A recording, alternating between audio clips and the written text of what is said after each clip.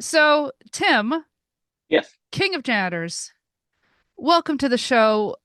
On the other hand, I thought we were friends, and so I just watched this movie. Yeah, the movie's great. Yeah, interesting viewpoint. Let's get into that. Well, Okay. you really like the King Arthur story, and this is the greatest telling of it that I've ever seen. Yeah. Look, I will say this. It absolutely is a King Arthur movie. Like sometimes you watch like movies and it just has like the most glancing reference to King Arthur. No, this is very much a King Arthur type movie. Like it is all about the round table and Merlin and Excalibur shows up and stuff like that. This is All of the nights, 12 all nights. all 12 nights. Yeah. This is a thoroughly Arthurian movie. It also kind of feels like watching Independence Day with a head injury because the plot it's like and I wrote this I wrote this out somewhere else. It's like having a 5-year-old trying to explain a story to you because it just jumps and jumps and jumps. And sometimes they introduce characters and those characters never come back. And No. I don't Well, even so how familiar are you with the Transformers franchise overall? I mean, I remember the cartoon as a kid, you Oh, know. okay, so all of those characters that just pop up are like from the other movies. So there's really no reason for them to be there other than like, oh, well, this guy said he'd sign on for the fifth Transformers movie. So now here's John Turturro and he's in Cuba. Yeah, why is he in Cuba? Okay, I have Oh, questions because he's here. exiled because he's a friend of the Transformers and they're enemies of the people. So Okay. when did they become enemies of the people? Yeah. So we don't. After the last movie, Dark of the Moon, Hmm. because they destroyed a large section of it, so the Earth said you could no longer be here. So, and Optimus Prime left, so there was no like, as you saw, yeah, he has Mhm. left the Earth, so it's a strange time for the Transformers. Uh, Yeah, it certainly is. And it's also yeah, so obviously we're coming into this like in the middle of a story Hmm. essentially. So that granted, that's well, on us. stories a strong word. This is true. Um yeah, so this movie does open with King Arthur and the Knights of the Round Table. And I mean, I Dennis told me something before we logged on here that totally makes sense to me. A long time ago, we covered the movie King Arthur, the one with Clive Owen. Oh yeah, And again, that's a movie that I found very frustrating and annoying and whatnot. But that, I mean, that is a coherent movie, even if I don't like enjoy it. Yeah. And it turns out Michael Bay was supposed to direct that. He developed it for years. That was his going to be his movie, and then they ran out of money, and then somebody else went and made the film. Yeah. So this was his chance at doing the King Arthur movie he wanted to do. yeah. And I gotta say, the opening part of this that's all set in like, the fifth century with, knights on horseback and Stanley Tucci as Merlin and stuff. I actually kind of like that part. Yeah. Yeah. It's not badly done. It looks good. Like it's all very much fantasy medieval stuff, and I'm fine with it. And the fact that we have like a transformer shows up and is like, here, have a dragon that's also a transformer. That's fine, actually. Honest to God, that works. Yeah. You know, I actually kind of like this. That's probably the part of the movie I like the most, Hmm. which When I did think it lose you when Academy Award winner Mark Wahlberg shows up? that might actually be it, to be honest. How you guys doing? You guys doing good? I'm here to save the Transformers. I'm here to I'm here to see if we get it. Hey, say hello to your mother for me, will you, Optimus Prime? Oh my God, Yeah, he's great. it's an entire. he's Go ahead. so he's like the star of the last two Transformers movies before this. Like Shia LaBeouf has now and what's her name? Oh God, Oh, Megan have left the Fox. franchise. Yeah, Yeah. Megan Fox have left the franchise, and it's now up to Mark Wahlberg and a equally attractive girl who plays his daughter to save the Transformers now. she's not his daughter though. That's the thing. Like she is Adopted daughter, sort of, who I guess. that girl Yeah. that kid. Yeah. Oh, is that the Oh, not the kid. So there's the blonde girl he keeps calling on the phone. That's his right? daughter. Like he's the one Okay, he's not allowed to speak to. I yeah. Like don't think we cause, see her though, right? I no, think she's she's in the just other on the two phone. movies. Yeah. Yeah. Yeah, there's a lot of hay made about the fact that like he has a daughter and he's a widower.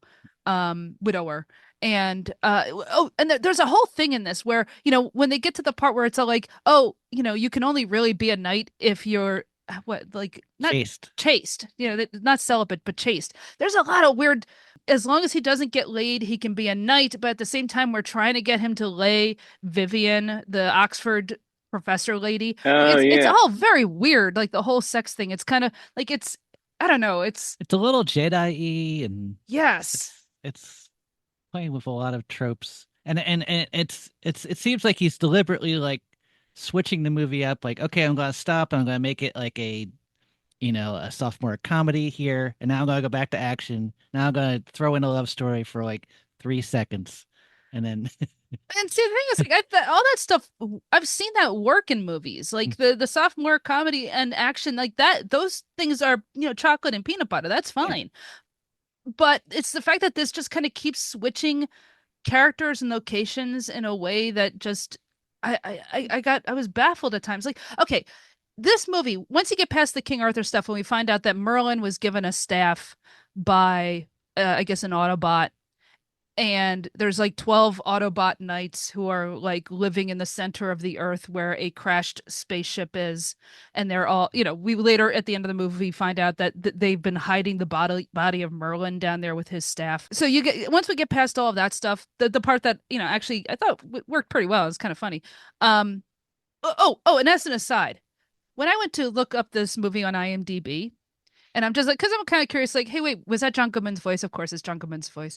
You know, Yeah. um, when I was looking up characters, all of those knights are named. Like they've got like it's Lancelot, Percival, Gawain, Tristan. Like they're all named in this.